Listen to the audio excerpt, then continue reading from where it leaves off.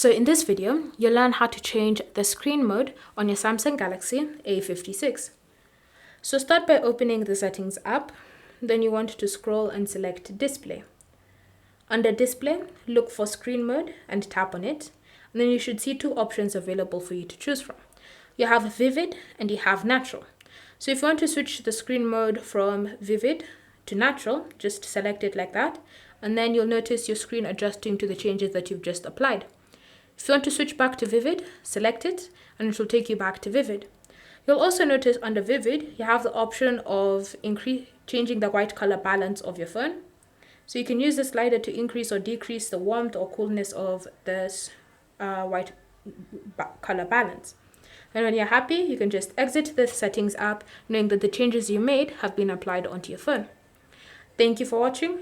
If you have any questions or comments, leave them down below and we'll get back to you.